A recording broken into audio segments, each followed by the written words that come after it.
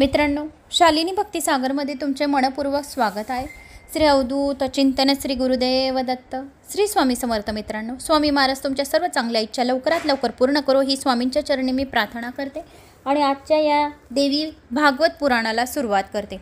आपण मागच्या व्हिडिओमध्ये ऐकलं की ब्रह्मा, विष्णू, शंकरजी यांना देवीने काय काय सांगितलं आणि देवी कोण, कशी उत्पत्ती झाली, ती कोणामध्ये, कशामध्ये, आणि विष्णूला काय काय सांगितलं की तुझा कशा कशा स्वरूपात तुझं पूजन होईल, तुला लक्ष्मी म्हणून भेट जी दिलेली आहे अर्धांगिनी, तर तिची जोडी, दोघांची जोडी का दिलेली, जीवन निर्वाह करता लक्ष्मीनारायणांची जोडी जी उत्पन्न केलेली आहे माता राणीने, आणि तुमच्यांमध्ये माझ्यांमध्ये सूक्ष्म जीवांमध्ये जीव जंतू जे पण पृथ्वीवर सर्व नर नारी आहेत त्यांच्या शरीरामध्ये मी सूक्ष्म रूपाने राहते आणि नवरात्रीच्या 9 दिवसात माता अंबाबाई, जगदंबा, नवदुर्गा माता, शैलपुत्री माता, ब्रह्मचरणी माता, चंद्रघंटा माता, कुष्मांडा माता, स्कंद माता, कात्यायनी माता, कालरात्री माता, महागौरी माता, सिद्धिदात्री माता, रेणुका माता, तुळजापूर की भवानी माता, सप्तशृंगी माता, कोल्हापूर की महालक्ष्मी माता, नवदुर्गा माता, वैष्णोदेवी माता, अशा या ज्या देवींचे रूप आहेत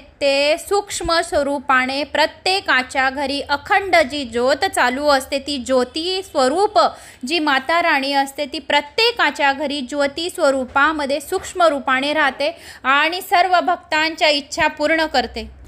आणि माता राणीने जो 9 अक्षरांचा महामंत्र बीज ध्यानयुक्त ओम ऐं ऐं क्लीं चामुंडाय उच्चै नमा या मंत्राचा मंत्रराज सांगितला होता विष्णू भगवानांना, आणि जो कोणी या मंत्रराज या नवार्ण मंत्राचा निस्त ध्यान करतं, स्वदा स्वहा यांचा निस्त श्रवण मात्र त्यांना मोक्ष आणि सर्व गोष्टी त्यांच्या ज्या पण आहेत त्या पूर्ण होतील असा माता राणीने स्वतःने सांगितलं होतं। अशा प्रकारे मी तुम्हाला मागच्या व्हिडिओमध्ये संपूर्ण माहिती दिली होती। तर मला अशी आशा आहे की तुम्हाला माझा हा व्हिडिओ आवडला, कारण आवडला का, तुमच्या खूप काही गावांच्या कमेंट्स ऐकून मला खूप आनंद झाला। त्यामुळे तुमची एक कमेंट्स जर आली तर मला असं वाटतं की माझा व्हिडिओ तुम्हाला आवडला, त्यामुळे तुम्ही कमेंट्स केली। आणि जो कोणी नवीन आलेला असेल माझ्या चॅनलवर त्याने लाईक करून घ्या, कमेंट्स करा, सबस्क्राईब करा, ऑलवर क्लिक करा, कमेंट्स नक्की करत जा।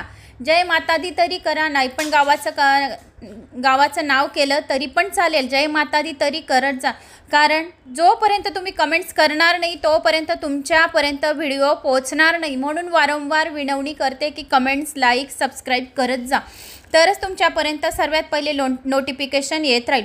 महाकाल के उपाय 1 मिलियन हे चॅनल पण माझं आहे, तर ते दुसऱ्या चॅनलला बी सबस्क्राईब करून घ्या, सर्च करून शालिनी भक्तिसागर कथा। तिसरं चॅनल पण माझंच आहे, त्या चॅनलला पण सबस्क्राईब करून घ्या। तिथे बी देवी महात्म्य, देवी महापुराण जे कोणी कमेंट्स इकडे मला ह्या चॅनलला केलेल्या राहतात त्यांचे व्हिडिओ मी तिकडे टाकत राहते, कारण आपण देवी पुराण आता मध्येच कुठले पण व्हिडिओ नाही येणार। हे 9 दिवस देवीचेच व्हिडिओ येतील।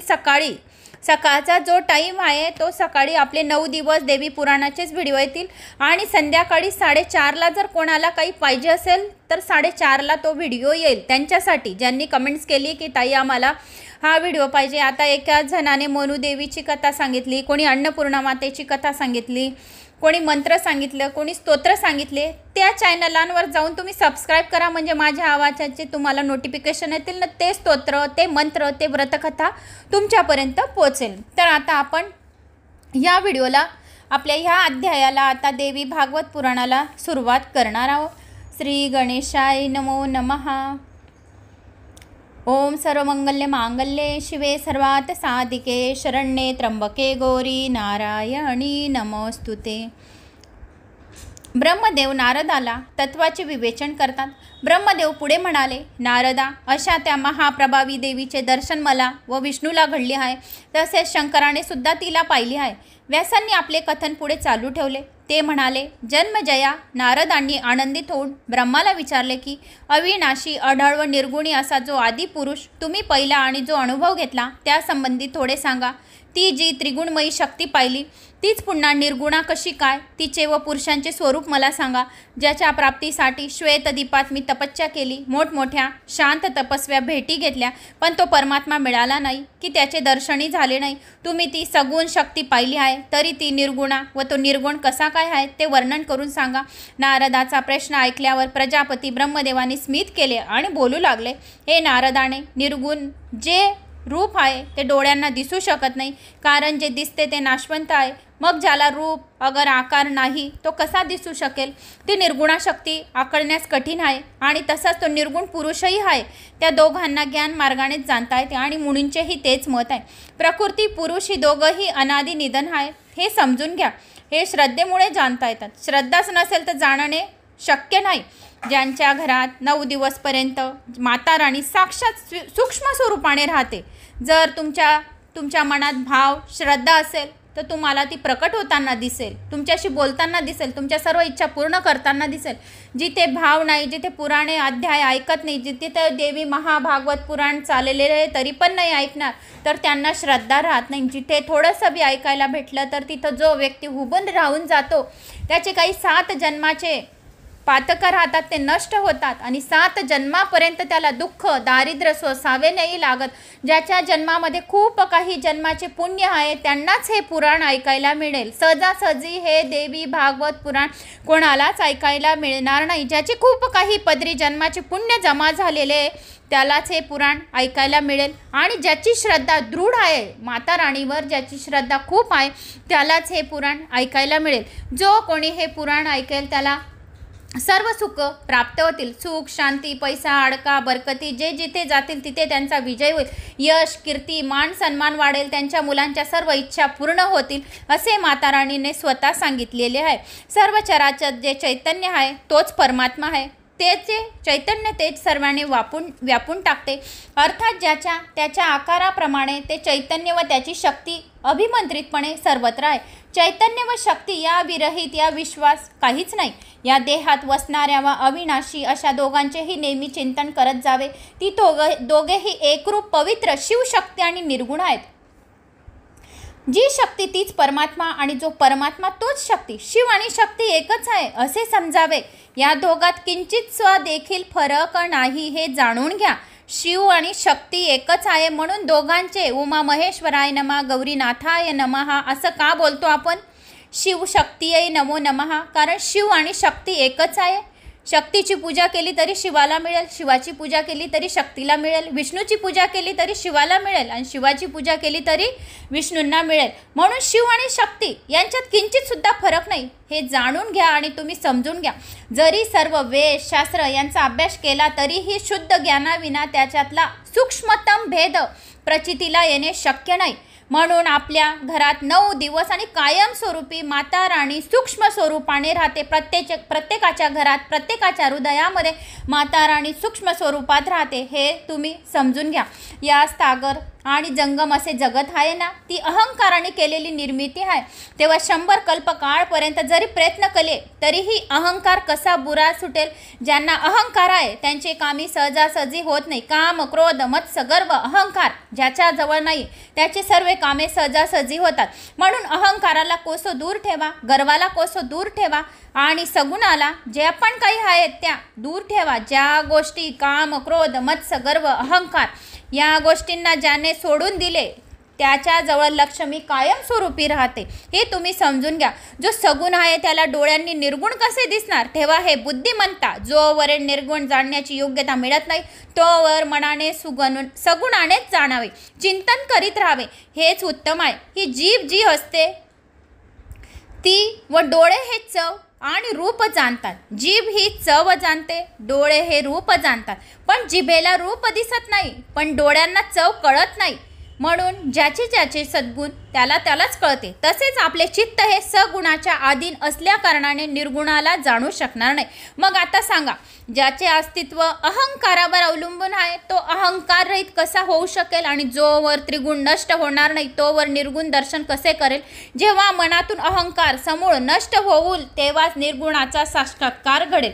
नारदाने पुन्हा विचारले, हे देवपिता, मला त्रिगुणाचे स्वरूप आणि त्रिगुणात्मा अहंकार यांचे वर्णन करून तुम्ही सविस्तर सांगा. हे पुरुषोत्तमा, मला सात्विक, राजस आणि तामस स्वरूपातील फरक समजावून सांगा. मला तिघांचे जे गुण आहेत ते समजावून सांगा, म्हणजे जो जाणल्यामुळे मी मुक्त होईन. आणि असे ज्ञान सांगा की जे गुण ओळखण्याची लक्षणे क्रमवार सांगा. त्यावर ब्रह्मदेव म्हणाले, निष्पाप नारदा, ऐक, तीन गुणांची तीन प्रकारची शक्ती असते. ज्ञानशक्ती, क्रियाशक्ती, अर्थशक्ती अशी त्यांची नावे आहेत. ज्ञानशक्ती सत्वगुणाने युक्त असते, तसेच क्रियाशक्ती रजोगुणाने आहे, द्रव्यशक्ती तमोगुणाने युक्त आहे. आता त्यांची कार्य आहे. तमोगुण द्रव्यशक्तीची उत्पत्ती शब्द स्पर्श यापासून होते. शब्द हा आकाशाचा गुण आहे, तर स्पर्श हा वायूचा गुण आहे. रूप रस गंध या तीन तन्मात्रा आहेत. रूप ही अग्नीचा गुण आहे, रस हा जलाचा आहे, गंध हा पृथ्वीचा गुण आहे. या तन्मात्रा फार सूक्ष्म आहेत. आणि मग पुढे या दहांपासून द्रव्यशक्तीयुक्त तामस अहंकाराची उत्पत्ती होते, त्यापासून ब्रह्मांड निर्माण होते. आता राजसी शक्तीचे कार्य सांगतो. कान, त्वचा, नाक, डोळे, जीभ ही 5 ज्ञान इंद्रिय आहेत. ज्ञान आपल्याला देण्याची शक्ती जाणवतात, ज्ञानाची शक्ती वाढवतात. तर ती कुठली कुठली? आपली 5 ज्ञान इंद्रिये कान, त्वचा, नाक, डोळे, जीभ ही ज्ञान इंद्रिया. आणि मग ज्ञान इंद्रियानंतर वाचा, हात, पाय, गुदद्वार व गुप्तांग ही 5 कर्म इंद्रियांमध्ये येतात. आपले हात, पाय, गुदद्वार व गुप्तांग ही 5 कर्म इंद्रिय आहे. आणि मग प्राण, अपान, व्यान, समान, उदान हे 5 वायू आहेत. हे आपल्याला वायू ओळखण्याची शक्ती करतात. असा ह्या 15 समुदायी राजस गुणांचा या सगळ्या गोष्टी क्रियाशक्तीच्या अंतर्गत आहेत. याचे उपादान चित्तवृत्ती आहे. सर्वच गोष्टी ज्ञानशक्त सत्वगुणाच्या अधिपती खाली असतात. यांचे अधिष्ठात्री देव आहेत दिशा, वायू, सूर्य, वरुण, अश्विनी कुमार असे 5 जण आहेत. दिशांचे अंतकरणाच्या 4 वृत्ती आहेत. त्यांचे अधिपती अंतकरणांचे चंद्र, ब्रह्मा, रुद्र, शेतज्ञ यात मनाचा समावेश केला जातो. सत्वगुणार्गत एकूण 15 होतात. परमात्म्याची स्थूल आणि सूक्ष्म अशी 2 स्वरूपे आहेत. त्यापैकी जे निराकार स्वरूप आहे ते कारण आहे. पण साधकाला ध्यान अगर तपस्या करणे सुलभ व्हावे त्यासाठी परमात्म्याचे स्थूल स्वरूप प्राप्त पाहिजे.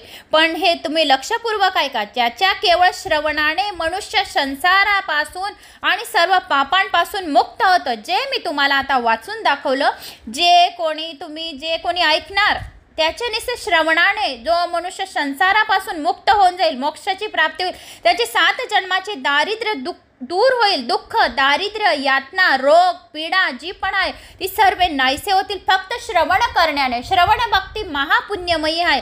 जी मी पूर्वी सूक्ष्मभूते सांगितली ती मिश्रणातून 5 महाभूते उत्पन्न होतात. त्याला पंचीकरण असे म्हणतात. त्याचे रहस्य मी आता उघड करून सांगतो. ती नीट ध्यान देऊन यांचा अभ्यास करा.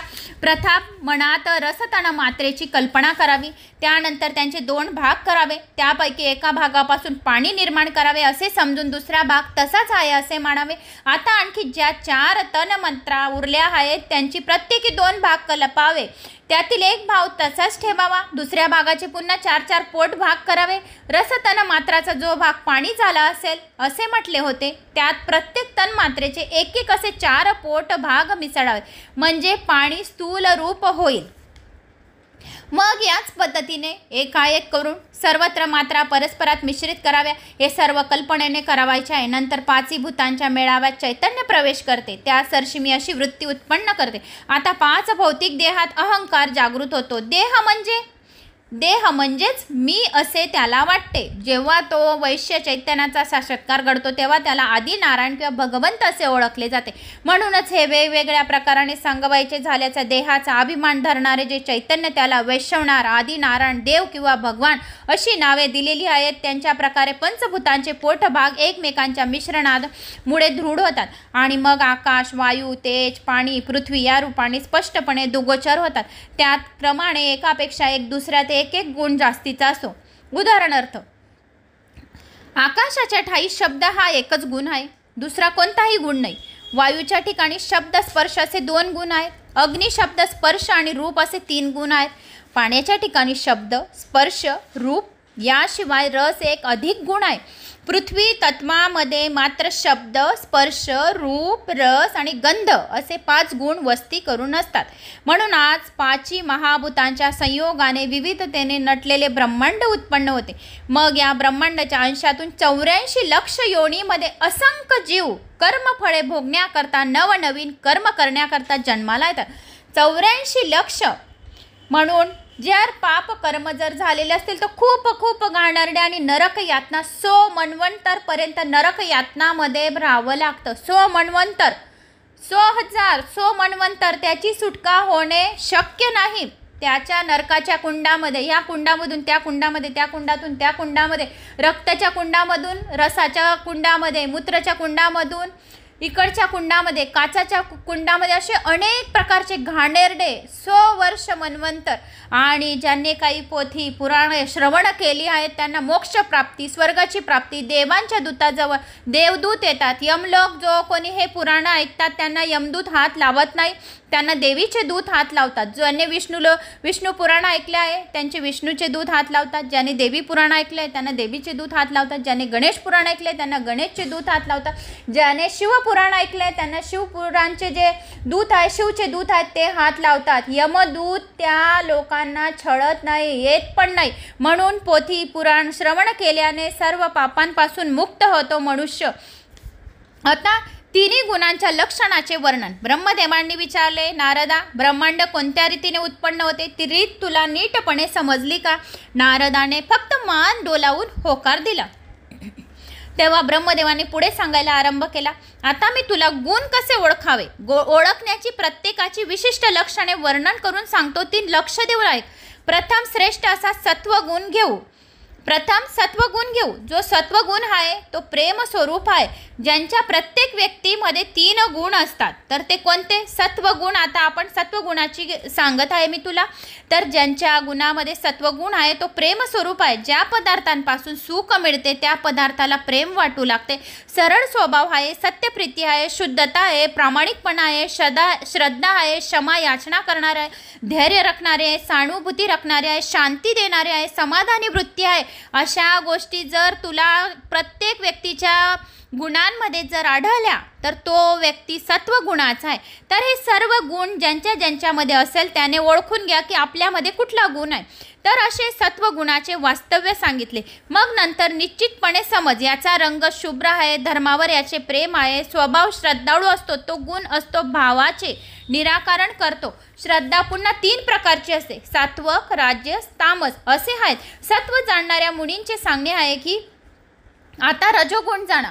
आता रजोगुण जो आहे तो तांबड्या रंगाचा असतो. त्याचे वैशिष्ट्य म्हणजे अप्रीती निर्माण करते. अप्रीती ही म्हणजे तो खूप दुःख राहते त्याला. रजोगुण ज्याच्यामध्ये आहे तो दुःखीच राहील नेहमी आणि त्याचे मन राजासारखे, तो फक्त अधिकार जन्मेल. अर्थात त्याच्या मनात तमोगुण कोणामध्ये राहतात? जो खूप द्वेषी आहे, मोह आहे, विश्वासघाती आहे, कोणाचे जलस्फील करतो, ईर्ष्या करतो, हेवा करतो, हट्टेपणा करतो, हावरेपणा आहे, खूप झोप लागते, खूप आळसपणा आहे, खूप मतलबी आहे आणि कामापुरता मामा आहे, असे लोक हे तमोगुणाचे आहे. श्रद्धा, अभिमान, चिकाटी, गर्व यांची लक्षणे शाण्या पुरुषांनी लक्षणावरून रजोगुण ओळखावे. जे गुण मी सांगितले हे गुण रजोगुणाचे आहे. सत्वगुणाचे गुण काय सांगितले लक्षात आले, रजोगुणाचे गुण काय सांगितले ते लक्षात आले. आता आपण तमोगुणाचा रंग. तमोगुण कोणाकोणात असतात? प्रत्येक व्यक्तीमध्ये प्रत्येक गुण असतात, पण ते आपल्याला ओळखता आलं पाहिजे. सत्वगुण, रजोगुण, तमोगुण खूप काही व्हिडिओमध्ये गुणांचं आलेलं आहे. तर मला असं वाटतं तुम्हाला चांगलंच लक्षात आलं असेल. आता आपण परत ह्या देवी पुराणांमध्ये 3 गुणांचा उल्लेख आला आहे आणि देवीने हा उल्लेख निर्माण केलेला आहे. आपण देवी पुराणांमधून आपण आता या 3 गोष्टी काय काय आहेत या आपण ऐकल्या नव्हत्या. मी तुम्हाला सांगितलं पण होतं गणेश पुराणांमध्ये आणि काय भागवत पुराणमध्ये पण सांगितलं होतं जे. तर त्याच्यामध्ये हे वेगळं आलेलं आहे. तर आपल्याला अनेक गोष्टी अलग अलग माहिती भेटते, अलग अलग ज्ञान भेटतं. तर आता आपल्याजवळ आलेलं आहे तमोगुणाचा. तर तमोगुण कोणामध्ये असतो? जो काळा आहे, ज्याचा रंग काळा आहे तो तमोगुण. चुकीचा मार्ग दाखवणारा आहे म्हणून त्याचे दुःख राहतात. जो दुःख यातनेत राहतो, खूप आळशी राहतो, झोपाळी राहतो, अज्ञानी राहतो, कोणाबद्दल चुगलचाळी करतो, भांडखोरपणा, नेहमी भांडणं करत राहतो, कंजूसपणा करतो, कपटी मनाने वागतो, रागीट राहतो, स्वभाव त्याचा खूप वैषमिक राहतो, तो नास्तिकपणा आहे, त्याला देव आवडत नाही. असे गुण कोणामध्ये आहे? तमोगुणामध्ये. आता तुम्हाला समजमध्ये आलं असेल की आपल्यामध्ये कुठला गुण आहे. ज्यांनी कमेंट्स केल्या, जे जे देवी पोथी पुराणं ऐकतात त्यांच्यात काय गुण आहेत? सत्वगुण. त्यांच्यात कुठले गुण आहे? सत्वगुण. रजोगुण कोणाकोणात आहे? द्वेष, मोह, विश्वासघाती, हट्टीपणा, हावरेपणा, जिथं भेटेल कोणाला लुबाडून घ्यायचं आणि आपलं काम करून घ्यायचं, मतलबीपणा, चिकाटीपणा, गर्व, मीपणा, अहमपणा, कोणाबद्दल प्रेम नाही, फक्त मी जे सांगेल ती एक दिशा आणि माझंच ऐका, त्याच्यात काय राहतं? रजोगुण. अशा कारणाने लोकांचे बी डोके खराब होतात. ज्या कारणाने रजोगुण राहतं तो समोरच्या व्यक्तीच्या फिलिंग समजत नाही, तो फक्त स्वतःचीच मिरवत फिरतो. मी जे सांगत आहे मला जे ज्ञान आहे ते फक्त मीच शहाणा आहे. त्याच्यात काय आहे? रजोगुण. तमोगुण, ज्याचा रंग काळा आहे, ज्याचे चुकीचे मार्ग करतो. भांड काळा म्हणजे असं नाही, काळाच बी राहिला ज्याचे गण, पण त्याच्यात सात्विक गुण पण राहतात ना. धार्मिक राहतो, दानधर्म करणारे राहतात. असं जरुरी नाही की काळा रंग तमोगुणाचा आहे. काळा म्हणजे याचा अर्थ हा आहे की तो भांडखोरपणा आहे, त्याच्यात नास्तिकपणा आहे, परधावीचापणा आहे, द्वेष आहे, कपटी आहे, रागीट आहे, झोपाळू आहे, आळसी आहे. त्याच्या अंगात काम नाही, फक्त खाऊन घ्या झोपून राहा. त्याला तमोगुण म्हणजे काळा आहे असं म्हटलं गेलेलं आहे. आता स्वभाव, वैषम्य, नास्तिकपणा, परधावीचा, तसे दुसऱ्याचे द्वेष शोधित बसणे, या कोणाची टिंगल करणे, त्याच्यात नाही बी चुका आहेत तरी बी त्याच्या चुकाखोडी काढत राहणे वारंवार आणि दोष काढणे समोरच्यामध्ये, त्याला तमोगुण म्हणतात. या गोष्टींवरून जाणून घ्या की तमोगुण कसा ओळखावा. तिघी गुणांचे आता आपल्याला वर्णन माहिती झाले. मग तामसी श्रद्धा ही नेहमी परपीडिक असते, म्हणून सदा सत्वगुणाचा अवलंबून करायचा. मी पण तुम्हाला खूप काही व्हिडिओमध्ये सत्वगुणच सांगितलेले आहे आणि याच्यात पण वर्णन सत्वगुणाचं आलेलं आहे. रजोगुण आवरून धरायचा, ऑर्डर करायची कोणाला बी, असं कर तसं कर, मी जे सांगतोय, पण तो कसा हातात ठेवायचा आपल्या. रजोगुण आवरून धरायचा, जेवढं बोलायचं आहे तेवढंच तुम्ही ऑर्डर करा, या सांगा, या माझं म्हणणं ऐका. पण किती सांगितलं आहे पुराणांमध्ये बी, रजोगुण आवरून धरायचा, थोडाच करा आणि तमोगुणाचा त्याग करायचा. जो तमोगुणाचा त्याग करेल त्याचे कल्याणच होईल, नाही तर त्याला 7 पिढ्यांपर्यंत नरकातच घालावे लागेल, असे देवीने स्वतः सांगितले. हे तिघही परस्पर विरोधी आहेत, पण हे परस्परांवर अवलंबून देखील नाहीत. हे सोडता येतात. तमोगुण सोडता येतो, रजोगुण सोडता येतात, एकमेकांवर अवलंबून नाही आहेत. सोडता येतो आणि सत्वगुण घेता येतो. केवळ सत्व किंवा केवळ रज अगर केवळ तम असू शकत नाही, कारण ते अवलंबून नाही आहे, बंधनापासून मुक्त आहेत, एकमेकांच्या अंधारानेच असतात. ते कसे जाणून घेणे म्हणजे, नारदा तू संसार जन्म मरण्याच्या बंधनापासून मुक्त होशील हे माझे सांगणे आहे. त्यावर विश्वास ठेव आणि ऐक. विश्वास ठेवून वागल्यावर जे फळ तुला मिळेल ते तुझी पक्की खात्री होईल.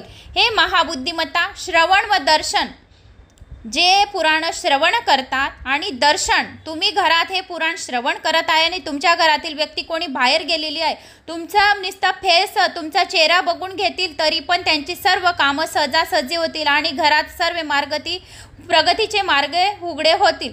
श्रवण आणि दर्शन दोन्हीमुळे निश्चित फलप्राप्ती होते असे शास्त्रांमध्ये आणि पुराणांमध्ये सांगितले आहे.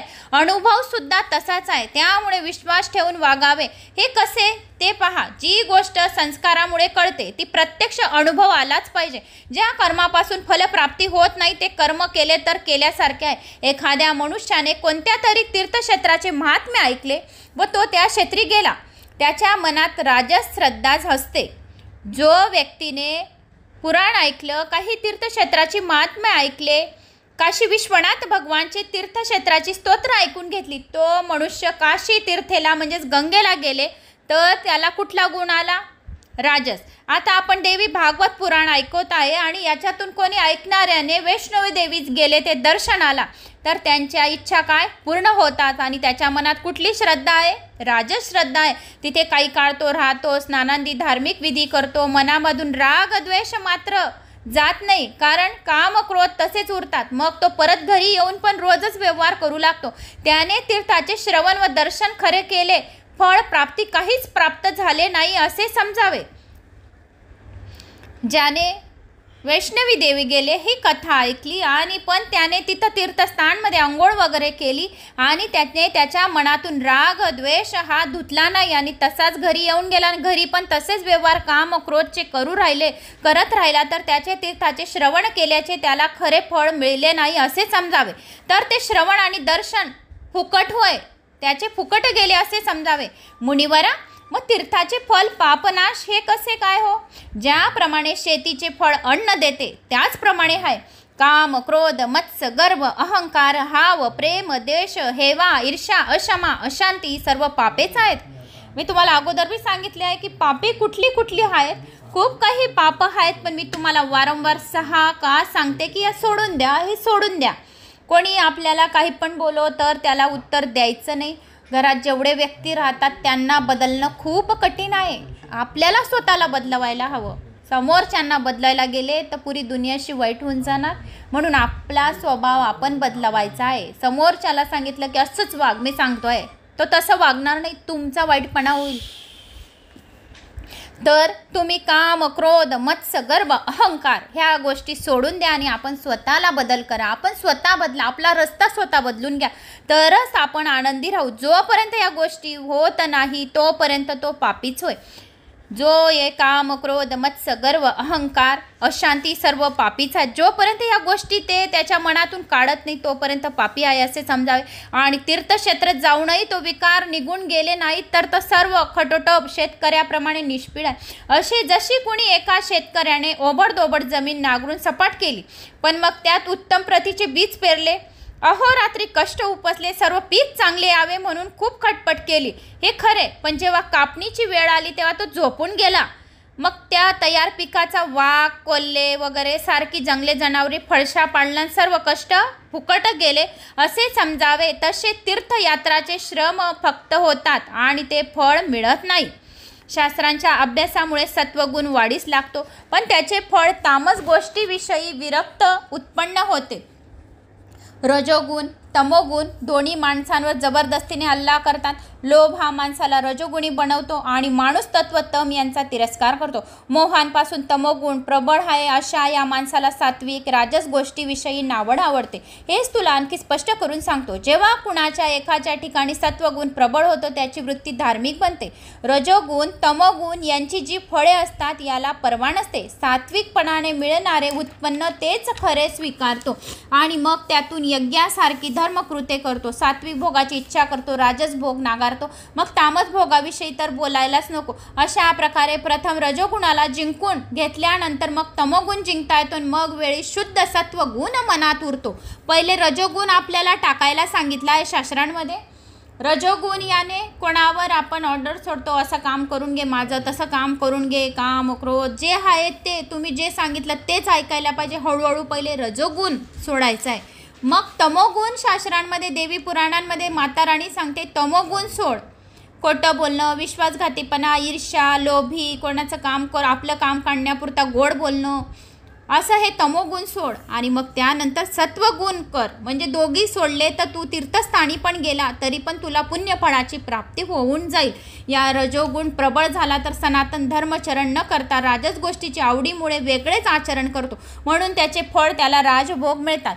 तेव्हा त्याच्या मनात सत्व तम गुणाचा मागमूसही राहत नाही. जो हे सत्वगुण मांडतो आणि तमोगुणाने रजोगुण सोडतो त्याला सर्व काही सिद्धी प्राप्त होतात. जेव्हा तमोगुण प्रबळ होतो तेव्हा वेद, धर्मशास्त्र यांना मानितच नाही. त्यांची वृत्ती तामसी असते. कुमार्गाने धन मिळवणे, इतरांचा विश्वासघात करणे, पुन्हा तसेच खर्च करतो, त्याला कुठेही शांती मिळत नाही. जो दुर्बुद्धी, सत्व, रज यांना जिंकून मनसोक्तपणाने वागतो, सत्व, रज किंवा तम एककडे स्वतंत्र राहत नाही, मिळून मिसळूनच असतात. यांना जोडी जोडीनेच राहावे लागते. त्यामुळे जी स्त्री व पुरुष एकमेकांना आकर्षण असते त्याचप्रमाणे हे राहतात. रज हा सत्वाशिवाय, सत्व हा रजोगुणाविना कधीच नसतो आणि तमोगुणा वेगळे हे दोन्ही राहत नाही.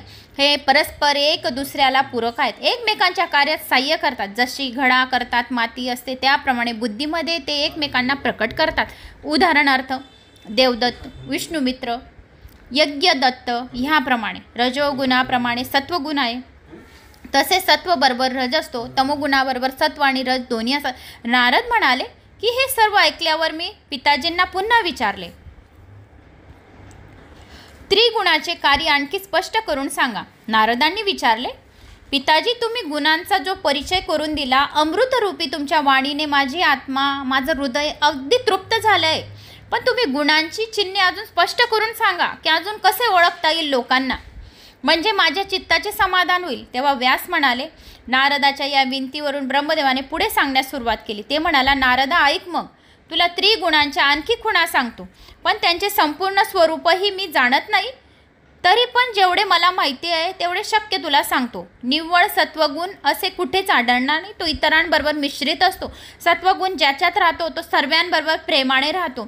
एखादी सुंदर स्त्री दागिने घालते व आपल्या गोड हावभावांनी नवऱ्याची आवडती होते. मग माता पिता बांधव यांनाही ती प्रिय होते. मग तिच्या सवती मात्र दुःखी असतात. तसा सत्वगुण जेव्हा स्त्रीपणा पावतो तेव्हा रजोगुण आणि तमोगुण यांची वृत्ती वेगळीच असते. तसेच रजोगुणाला स्त्रीत्वाची प्राप्ती झाल्यावर सत्वगुण तमोगुण यांची प्रवृत्ती बदलतात. हे तिन्ही गुण जर एकमेकात न मिसळता स्वतंत्र जर राहिले तर आपले मूळ स्वरूपणे टिकणे असते. मूळ स्वरूप टिकून राहतो. जो सत्वगुण आहे तो आपल्यातच टिकून राहील. त्यामुळे सृष्टीत विधिवता मात्र निर्माण झाली नसते. म्हणून परस्परांशी संकर होऊन अनेक विपरीत प्रकार दिसतात. कुणीतरी एक स्त्री असते, ती रूपवती, मर्यादाशील, गोड बोलणारी, तरुण, कामशास्त्रात निपुण, धार्मिक वृत्तीची असते. त्यामुळे नवऱ्याला पण सुख देते. तिच्या सवतीने मात्र सवतींना मात्र दुःख होते. पतीला मोहात पाडीत असूनही तिला लोक मात्र सात्विक प्रवृत्तीची ओळखतात. म्हणजे तिच्यात सत्वगुण आहे. हा म्हणजेच याचा सत्वगुणाचा आहे. दुसऱ्या गुणाशी जेव्हा संयोग होतो तेव्हा त्याच्या मूळ स्वरूपात अनेक फरक होतात. एकच चैतन्य असते. चोरामुळे त्रासलेल्या साधूंना आनंददायक वाटते आणि चोरांना मात्र दुःखदायी वाटते. तसेच गुण परस्पराशी मिसळले गेले असता ते वेगवेगळे भासतात. आता हीच गोष्ट आकाशाच्या उदाहरणाने तुला समजावतो. जसे पावसाळ्यात मोठमोठ्या ढगांनी आकाश भरून जाते. दिवसा अंधार पडतो. विजेची कानठळ्या बसवणारी गर्जना होत असते. मुसळधार असा पाऊस पडतो. मग तेव्हा लोकांवर वातावरणाचा वेगळा परिणाम होतो. बहुतेकांना तो काळ म्हणजे त्रासदायक आपत्तीसारखा वाटतो. पण शेतकऱ्यांना मात्र मोठा आनंद होतो. ज्याची घरे कच्ची आहेत, गवतही भिजल्यामुळे जळण्याची तरतूद फुकट गेली, त्या दुर्भाग्य लोकांना मात्र अतीव दुःख होते. मात्र लग्ने होऊन ज्यांची पती कामनिमित्त प्रवासाला गेलेले असतील त्यांना ती वेळ मोठाच मोह होतो. अशा प्रकारे हे गुणांच्या संयोगामुळे विपरीत परिणाम घडतात. माझ्या मुला, मी याची आणखी लक्षणे सांगतो ते ऐक. सत्वगुण हा लघु, निर्मळ, ज्ञानदायक आहे. जेव्हा डोळे, कान, इंद्रिय सूक्ष्मता वाढते तेव्हा चित्त निर्मळ होते. पुढे होणाऱ्या गोष्टींचे ज्ञान होते. जेव्हा शरीरामध्ये सत्वगुणाची वृद्धी होत असते तेव्हा ते सर्वांशी गोड बोलतात, प्रेमाने वागतात, सर्वांशी मिळून मिसळून राहतात, सर्वांच्या फिलिंग समजतात, सर्वांच्या गोष्टी समजतात, तर त्यांना सत्वगुण असे म्हणतात. आणि रजोगुण वाढला असता जांभया येणे. ज्यांच्यामध्ये रजोगुण जास्त वाढला आहे त्यांना आळशीपणा, जांभळा येणे, शरीरात जडपणा वाटणे, डोके दुखणे, तंद्रीपणा अशी लक्षणे दिसू लागतात. असा माणूस वारंवार वादविवाद घालतो आणि भांडणं घरात करतो. त्यांच्यात रजोगुण आहेत असे समजावे. कोणत्याही कारणाने गावोगावी फिरत राहतो आणि चित्त अचिल नित्य वादविवाद घालीत राहतो. इकडची तिकडची टाळी करत असो, इकडच्या तिकडच्या चुगल्या करत असो, तो रजोगुण. तमोगुण जेव्हा प्रबळ होतो तेव्हा सर्व इंद्रियांना जडत्व येते. तमोगुण याने जास्त तामसीपणा, खोटे बोलणे, तर त्याच्यात मन जड होते. कीर्तित्व मूळ असे होते. धड झोप येणे असे असते. नारदा, या प्रकारच्या खुणांवर तू गुण ओळख. नारदाने पुन्हा विचारले, पितामह, आपण मला जी लक्षणे सांगितली ती समजली, परंतु मला हे समजत नाही की परस्पर विरोधीचे स्वभावाचे गुण एकत्र येऊन एखादी घटना कशी घडवतात. एकमेकांचे शत्रू एकत्र येऊन कार्य कसे करतात. कारण शत्रू कधी एकत्र आले आहेत असे होत नसते. ही मोठी नवलाची गोष्ट वाटते. तेव्हा मला नीटपणे समजावून द्या. तेव्हा ब्रह्मदेवाने उत्तर दिले, पुत्रा, मी आता जे सांगणार आहे ते ध्यानपूर्वक ऐक. तुला मी दिव्याचे उदाहरण देते. आता दिव्याच्या उदाहरणाने विषय स्पष्ट करून सांगतो. तेल, वात आणि ज्योत या तिन्ही ज्यावेळी एकत्र येतात त्यावेळी त्याला दिवा असे नाव मिळते आणि त्याच्यामुळे वस्तू दिसतात. आता परस्पर विरुद्ध स्वभावाच्या तीन वस्तू म्हणजे तेल, वात आणि अग्नी जेव्हा एकत्र होतात तेव्हा एखादी वस्तू दाखवण्याचे कार्य करतात ना, तीच. मग नारद मला म्हणाले, मग हे सत्यवती पुत्र व्यासा, हे गुण प्रकृतीत उत्पन्न होतात. सृष्टीच्या उत्पत्तीला कारण तेच आहेत का?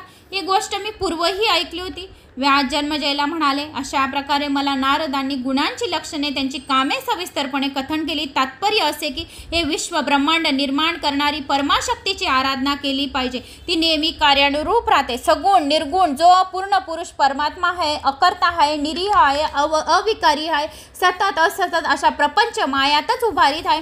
विष्णू, रुद्र, सूर्य, चंद्र, अश्विनी कुमार, 8 वसु, कुबेर, अग्नी, वरुण, वायुदेव, त्वष्टा, पुषा, कार्तिय, गणेश हे सर्वजण शक्ती शक्तियुक्त असतात तेव्हा आपापली कामे करू शकतात. हे मुनी शरणव, जर त्याची शक्ती निघून गेली तर त्यांच्या श्वासासही करता येणार नाही, श्वाससुद्धा चालता येणार नाही. मागच्या व्हिडिओमध्ये या मागच्या थोड्या वेळापूर्वी पण मी तुम्हाला सांगितलं, आपले शरीरातून श्वास निघून गेला तर, शक्ती निघून गेली तर फक्त शरीर राहील, आत्मा ज्योत राहणार नाही. तर प्रत्येकाच्या शरीरामध्ये एक अशी शक्ती असते, तर ती शक्ती तिला मदत करते. त्यामुळे आपण हा श्वास घेतो आणि प्रत्येकाच्या शरीरामध्ये मायावी ही शक्ती आदी माया जगदंबा अंबे माता सूक्ष्म स्वरूपात त्यांच्या आत्म्यामध्ये राहते, परमात्म्यामध्ये राहते. म्हणून तिची पूजा करा, तिची आराधना करा. आणि जर ती शरीरातून निघून गेली तर आपल्याला जे आपण कार्य करतो आहे ते कार्य करणार नाही. या पृथ्वीवर शेष हा पृथ्वीला शेषाच्या डोक्यावर शेष नाग आहे, पृथ्वीच्या शेषाच्या नागावर पृथ्वी आहे. तर का आहे, तर ही शक्ती देवीने शेषाच्या अंगात दिलेली आहे, हृदयात दिलेली आहे. म्हणून शेष सर्व पृथ्वीचा भार सांभाळत आहे. जर शेषाच्या अंगातून ती शक्ती निघून गेली तर शेष हे पृथ्वीचा भार सांभाळू शकणार नाही. म्हणून प्रत्येकाच्या अंगी एक शक्ती असते, तर ती ते संपूर्ण कार्य करत असते. तसेच जन्मजय यासाठी तू यज्ञ करून तिथीच आराधना कर, दृढ भक्तिपूर्वक तिची शास्त्रोक्त विधीने पूजा कर. महालक्ष्मी महाकाली महालक्ष्मी तिचीच रूपे आहेत त्रिगुणात्मक, तर तीच भूत मात्राची स्वामिनी आहे आणि सर्व कारणाची मूळ कारण आहे. शांत सर्व मंगल कामना करणारी, पुरवणारी, मनोकामना पूर्ण करणारी, आनंद देणारी, आनंदाने सेवा करण्यास त्याची दयाळू असते. तर ती आदिशक्ती महामाया जगदंबाची सेवा कर. तिचे नाव घेताच बरोबर, तिचे श्रवण करताच बरोबर सर्व पापे जळून भस्म होतात आणि सर्व कार्याला, शुभ कार्याला सुरुवात होते. अशी ते आदी माया जगदंबा सर्वांच्या घरात आणि सर्वांच्या शरीरात प्रवेश करते.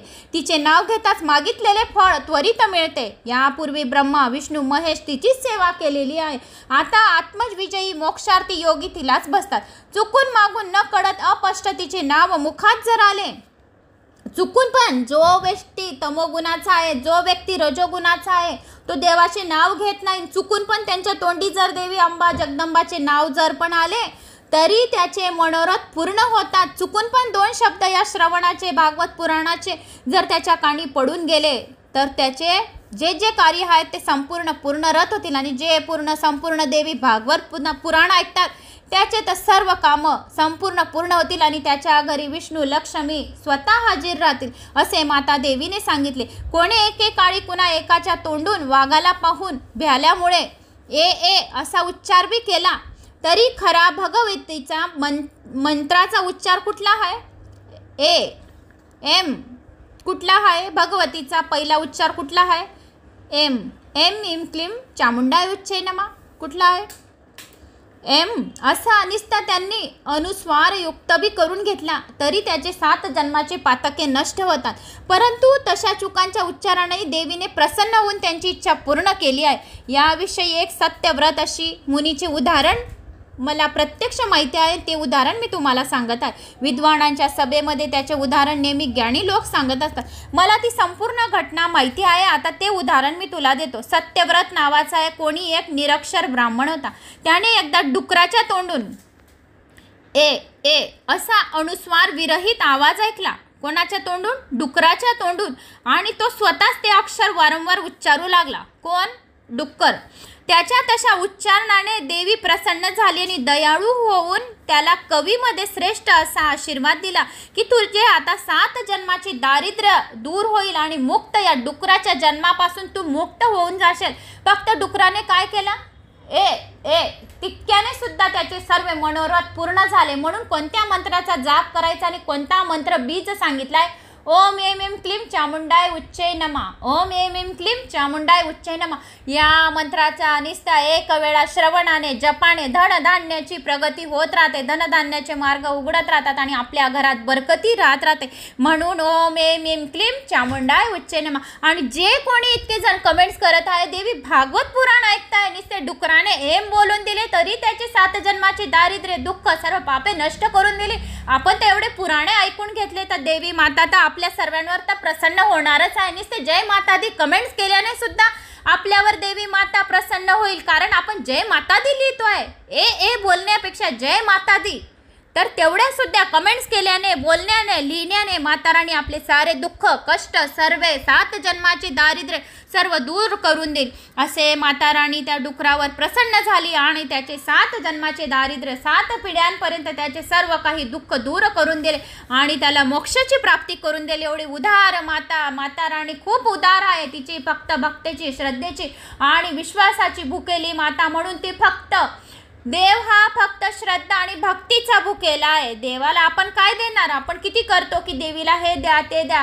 देवीला फक्त श्रद्धा आणि विश्वास पाहिजे. देवीला एक फूल नुसतं श्रद्धेने बी व्हायलं तरी पण चालेल. देवीला कपटपणा, चपटपणा, दिखावा चालत नाही. म्हणून श्रद्धा आणि विश्वासाने ओम ऐं ऐं क्लीं चामुंडाय उच्चे नमा, एक तांदूळाचा दाना, एक फूल, एक पानचा विडा अर्पण करा. रोज नवदुर्गा मातेला आपली इच्छा बोलून त्या पानच्या विड्यावर बी माता राणी एवढी प्रसन्न होऊन जाते की आपल्या भक्तांच्या इच्छा पूर्ण करते. अशी उदार माता, जगदंबी, सर्वांची आई, आपल्या सर्व मुलांच्या इच्छा पूर्ण करणारी ती माता जगदंबेला कोटी कोटी प्रणाम करते.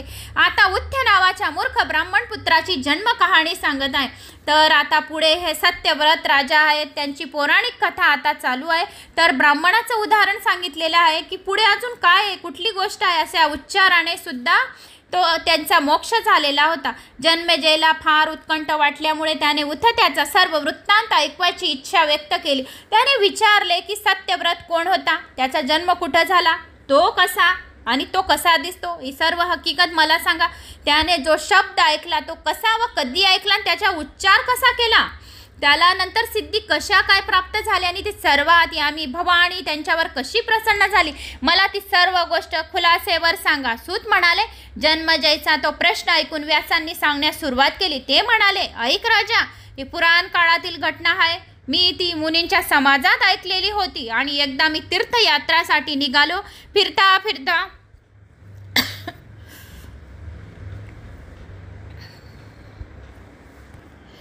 मित्रांनो, फिरता फिरता पवित्र अशा नेमेश्वरण्यात पोचलो.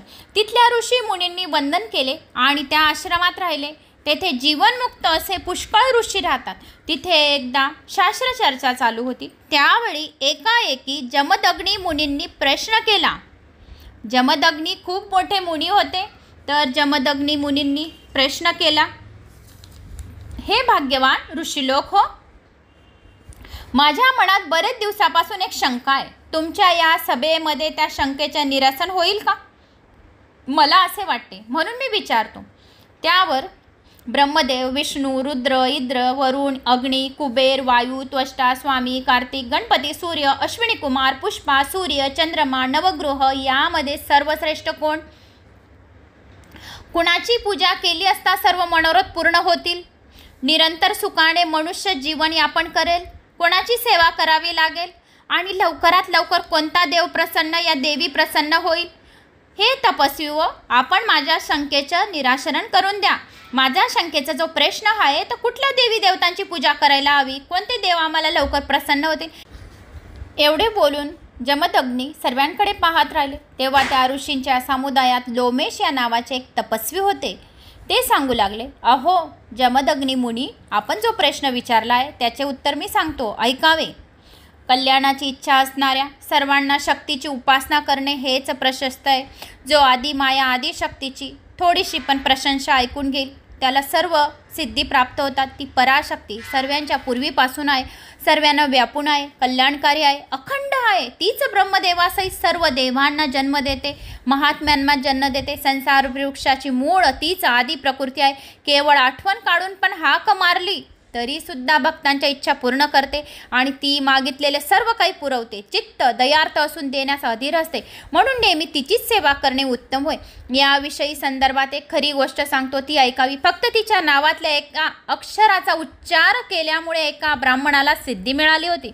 भरतखंडात कोसाल नावाचा एक प्रांत आहे. तिथे देवदत्त या नावाचा कुणी एक ब्राह्मण होता. त्याला संतान झाले नाही, तेव्हा पुत्र व्हावा या इच्छेने विधीपूर्वक यज्ञ करावा असे त्याने योजले. त्यानुसार तमसा नदीच्या तीरावर एक मंडप उभारला.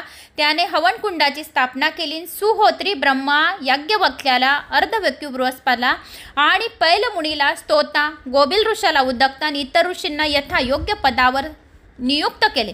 गोबिल मुनींनी जेव्हा स्वरयुक्त रथंतर साम मंत्राचे गायन आरंभले तेव्हा असे झाले की वारंवार श्वास घ्यावा लागल्यामुळे स्वरभंग होऊ लागले, म्हणून मी स्वरभंग होऊ लागले. आता मी हे मराठीत का बोलवलं देवी पुराण, कारण संस्कृतमध्ये आपण नुसतं स्वर इकडे तिकडे पण उच्चार केला तर स्वरांचा भंग होतो आणि उलटसुलट काहीतरी होतं. एवढी मग मनात डर न वागवता, भीती न बाळगता, त्यामुळेच मी मग मराठीत बोलवलं. माझ्याकडे होतं संस्कृतचं पुराण, पण तरी पण मी अकोल्याहून स्पेशल तुमच्यासाठी मी मराठीत, मला बी वाचायला सुरळीत होईल आणि तुम्हाला बी ऐकायला आणि अर्थ बी समजायला सुरळीत होईल. कारण संस्कृतमध्ये काना मात्रा इकडे तिकडे बी झाला तरी स्वर इकडे तिकडे होतात.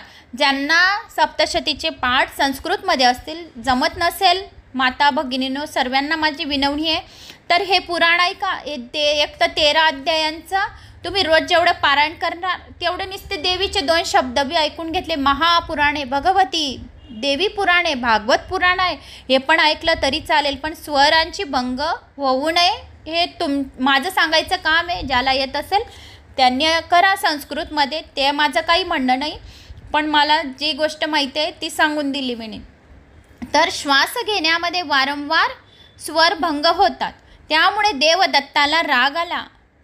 तो गोभिलाला बोलला, हे मुनीमधील मुख्य गोभिला, स्वरभंग करणारा तू मूर्ख आहेस. अरे मी पुत्रप्राप्तीसाठी हा होम करतो आणि तू मंत्रोच्चार अशुद्ध का करतोस.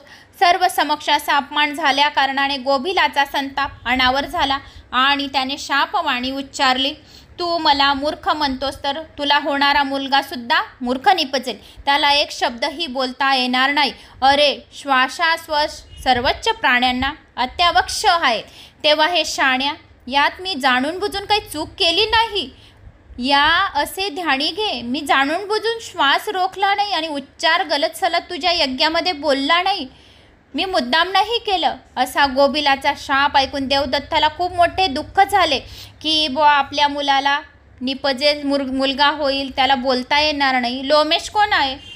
ज्यांनी गणेश पुराण ऐकलं असेल तर मी हा काढलेला होता टॉपिक लोमेशाचा. लोमेश बोलायचा नाही, पण गणेश पुराण ऐकून लोमेशाला वाचा फुटली होती. वारंवार गणेश पुराण ऐकलं होतं तर त्याला वाचा फुटली होती, तर तेच असेल हे. तर तरी पण मुलगासुद्धा मूर्ख निपजेल, शब्दही बोलता येणार नाही. श्वासाश्वास सर्वत्र प्राण्यांना अत्यावश्यक, जेव्हा शाण्यात जाणून बुजून काही चूक केली असेल असे ध्यानी घे.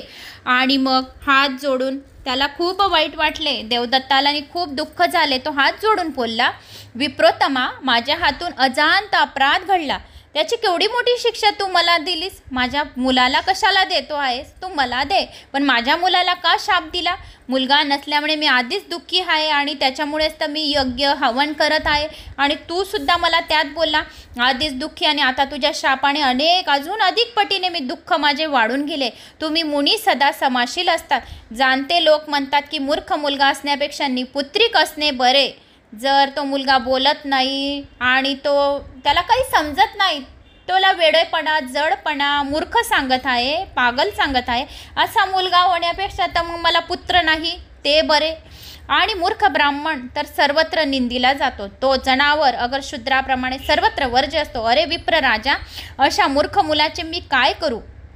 वेदशून्य ब्राह्मण तर दानासाठी पात्र नसतोच, पण तो ज्या राज्यात राहतो तो फक्त शूद्रासारखा राजाला कर देत असतो. तो देव कार्यात किंवा पितृकार्यात काहीच उपभोगायचा नाही.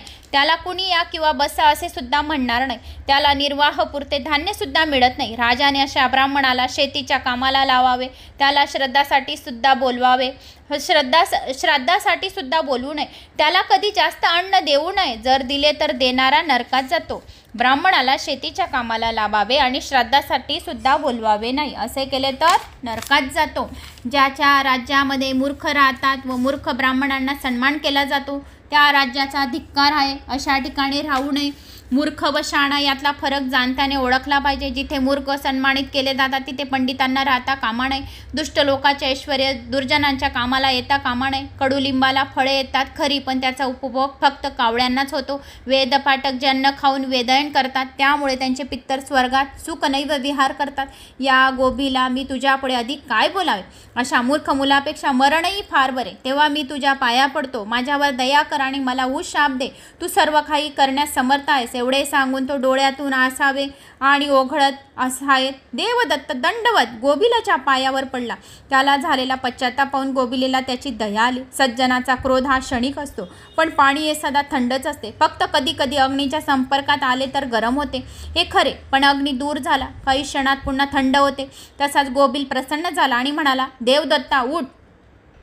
जरी तुझा पुत्र प्रथम मूर्ख निपजला, मूर्ख झाला, जड झाला, अचेत झाला, त्याला बोलता आले नाही, तरी पुढे तू विद्वान होईल. असा शाप ऐकून देवदत्ताला मग आनंद वाटला. मग यज्ञाची समाप्ती करून ब्राह्मणांना त्याने निरोप घेतला. काही काळ लोटून गेल्यानंतर त्याची रोहिणी नावाच्या सुंदर बायकोला दिवस गेले आणि गर्भधारणापासून सर्व संस्कार देवदत्ताने शास्त्री विधीनुसार केले. दिवस पूर्ण भरले तेव्हा रोहिणी नक्षत्रावर त्याची बायको प्रस्तुत झाली आणि एक सुंदर असा पुत्र झाला. पुत्राचे मुख पाहिल्यानंतर देवदत्ताने त्याचे बारसे उथत्य असे नाव ठेवले. 8व्या वर्षी शुभ मुहूर्तावर त्याची मुंज केली. त्याला गुरुपाशी वेद अयन करण्यासाठी पाठवले. म्हणून किती प्रयत्न केले तरी तो काहीच शिकू शकला नाही, कारण तो मूर्ख होता, अचेत होता. त्याला बोलता येत नाही, कारण त्याला बोलता येत नसे.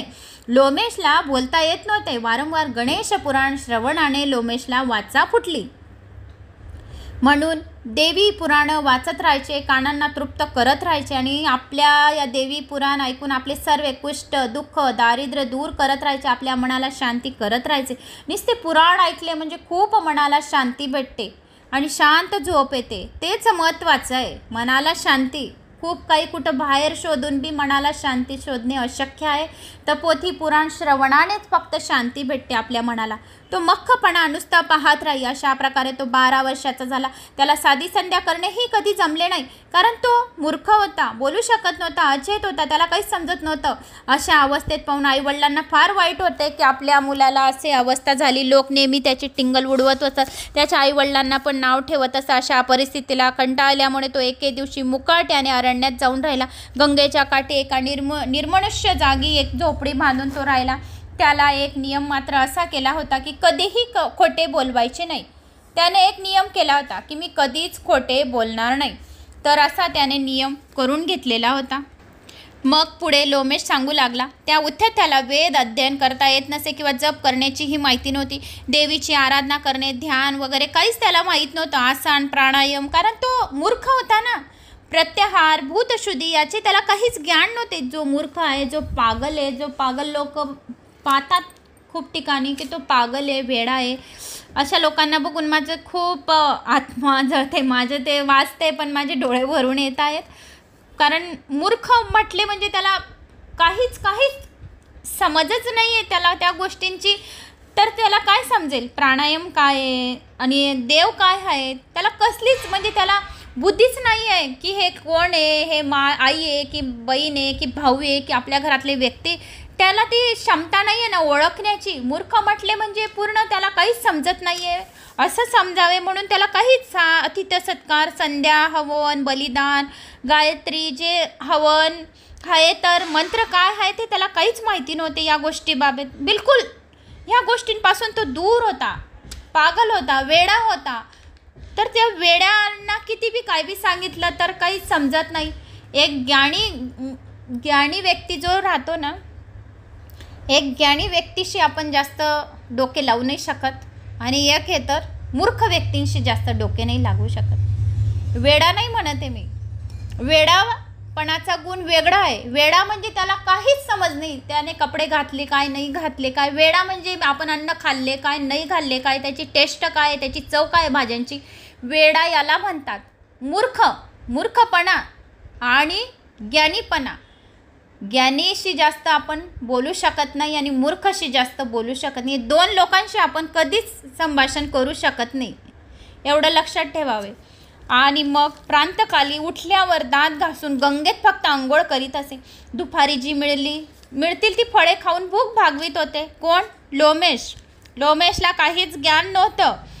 त्याला काहीच समजत नव्हतं. मंत्र काय, गायत्री मंत्र काय, माता राणी काय, महासरस्वती, महाकाली, महालक्ष्मी काय, त्याला काहीच नाही. तो वेडा होता ना, त्याला काहीच समजत नव्हतं. पण तो गंगातीरी जाई अरण्यात चालला गेला. तो मग काय गंगेत जायचा, आंघोळ करायचं आणि फळे खाऊन भूक भागवीत होता. त्याला खाण्यामध्ये वर्ज विर्ज काहीच कळत नव्हतं. मी आत्ताच सांगितलं, त्याला टेस्ट काहीच नाही राहत ना. वेड्या लोकांना टेस्ट काय आहे. आपण जे जेवण करतो आपल्याला समजतं की हे अळणी पदार्थ आहेत, याच्या मीठ टाकले तर चव येईल. त्याला ते काहीच समजत नव्हतं ना, हे आळणं आहे, तिखट आहे, काय आहे, की काय याच्यात मीठ नाही, चटणी नाही, काहीच नाही. टेस्टच त्याला काहीच समजत नव्हती. पण तो एक नियम मात्र प्राणपणाने पाळीत असे. तो कधीच खोटे बोलत नसे. त्यामुळे लोकांनी त्याचे नाव सत्यतपा अर्थात सत्यव्रत असे ठेवून दिले. तो कोणाचेही हित अथवा अहित करीत नव्हता. कसल्याही भीतीनं बाळगता तो सदैव आपल्याच विचारात गरकराई.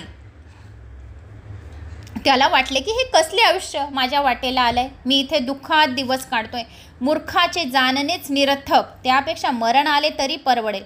पण ते तरी कधी येईल. माझ्या नशिबामुळे मी असा मूर्ख झालो आहे. कर्मपुण्याईने मूर्ख बनलेला आहे. खरंच आहे ही गोष्ट. काही पातके असे होऊन जातात कर्मपुण्याईमुळे. ह्या ज्या कर्मयोगाच्या भट्टेमध्ये खरंच सर्वांना जळावं लागतं. कारण हे आपण करत नाही काही कार्य. असं राहतं की हे काही पापांच्या कर्मामुळे होत आहे. मूर्ख जे लोक राहतात, वेडेपणाचे जे लोक राहतात ना, हे त्यांच्या पाप पुण्याईमुळे त्यांना हा जन्म दिलेला असतो. कारण चांगले कर्म केले तर चांगला जन्म मिळतो, वाईट कर्म केले तर वाईटच जन्म मिळतो.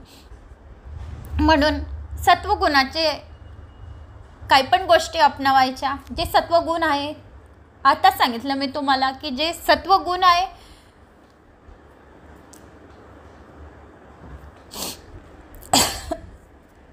जे सत्वगुण आहेत तेच खरं अपनावायचे. कारण असे शिक्षा भोगावी लागते. जन्मोजन्मींची शिक्षा भोगावी लागते. त्यामुळे तो मूर्ख असा तो मुलगा लोमेश, त्याला काहीच ज्ञात नव्हते की आपण काय खातोय, काय पितोय, काय करतोय. पण तो खरं बोलत होता. खोटं मात्र कधीच त्याने बोलले नाही. त्याशिवाय दुसरे कारण असे नाही.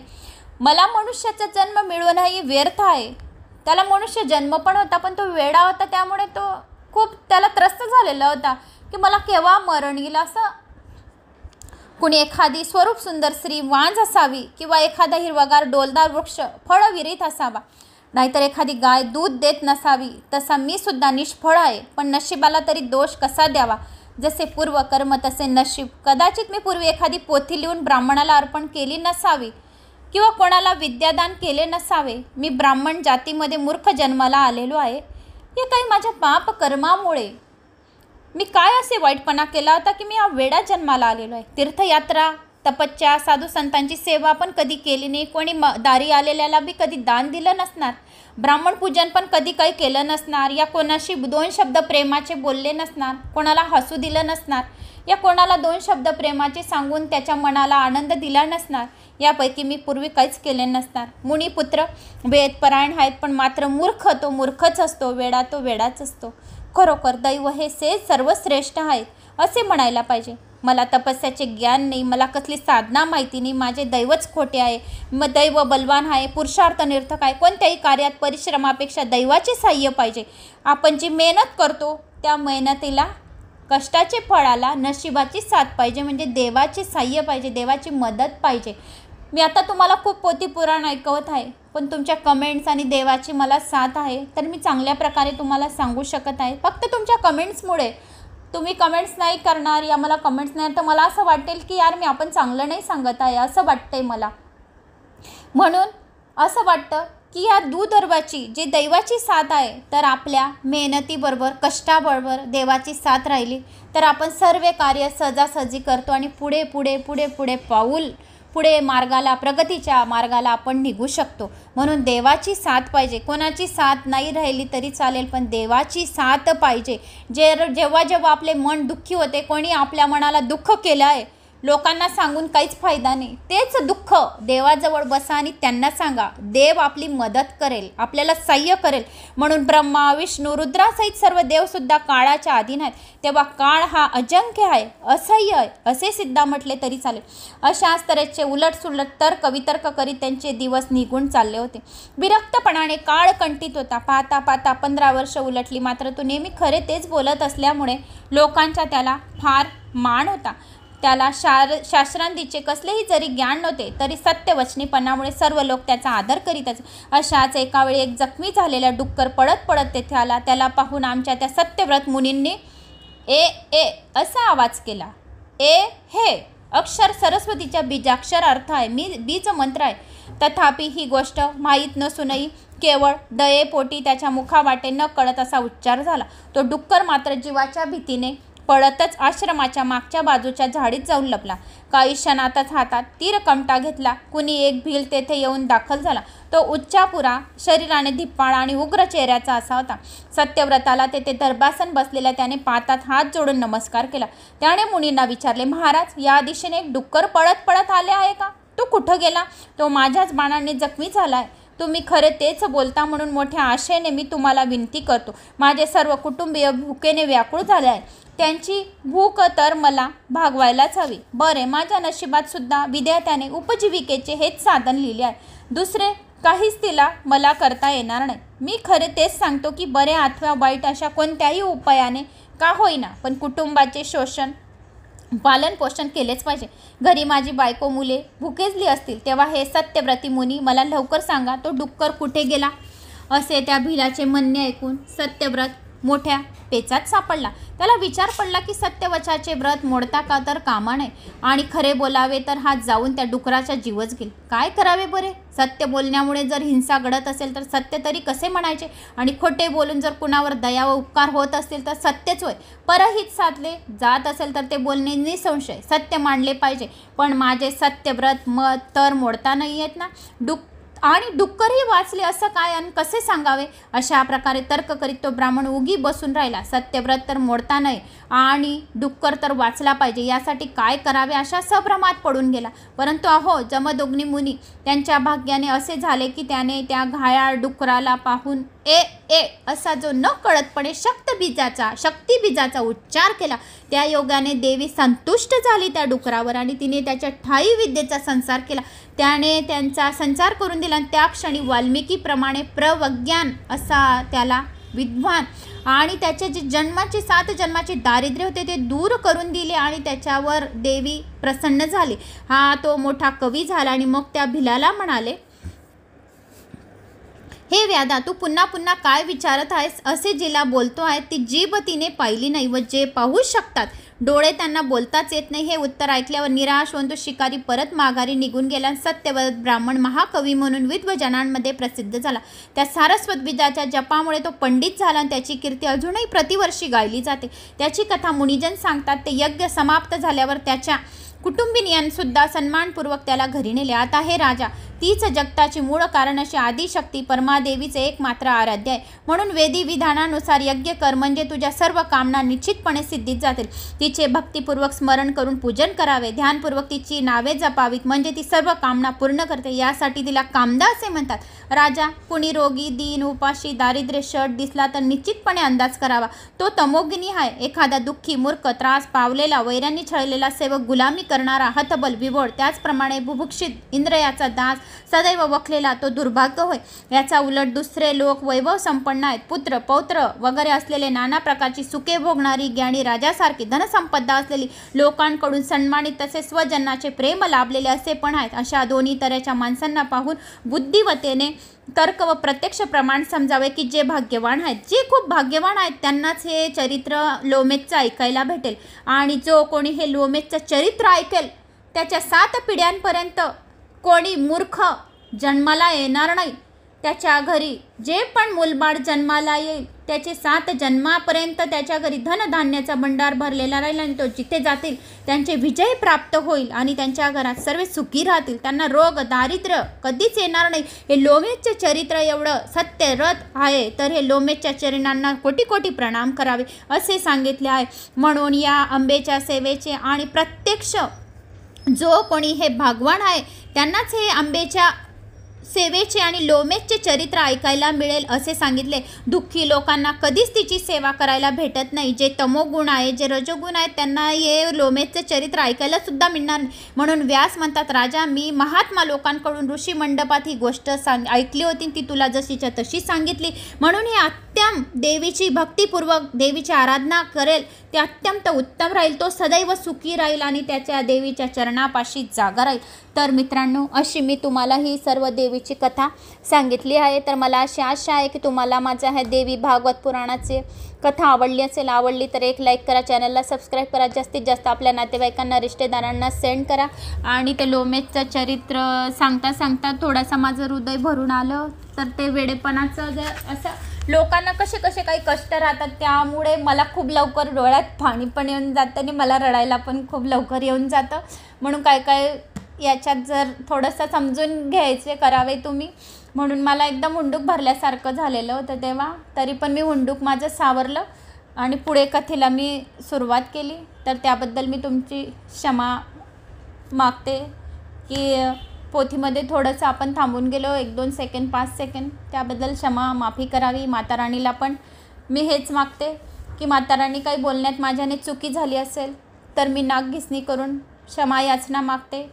मी अज्ञान बाळ तुझी हे देवी भागवत पुराण वाचत आहे. मला एवढं ज्ञान नाही आहे माताराणी, पण तू मला बुद्धी दिली म्हणून मी हे थोडं वाचत आहे. तर तू मला चांगली बुद्धी दे आणि माझ्या ज्या चुका झाल्या असतील त्या तुझ्या पोटात घाल. तू माझी आई आहे, माता आहे. तर माझ्या या चुका पोटात घाल आणि या भक्ताला क्षमा कर. ज्या बी सर्व भक्त तुझी सेवा करतात, तू सर्वांच्या चुका तुझ्या पोटात घाल आणि सर्व भक्तांच्या इच्छा पूर्ण कर. बोला अंबे माता की जय, दुर्गा माता की जय. जय माता दी. Like, share, comment, subscribe.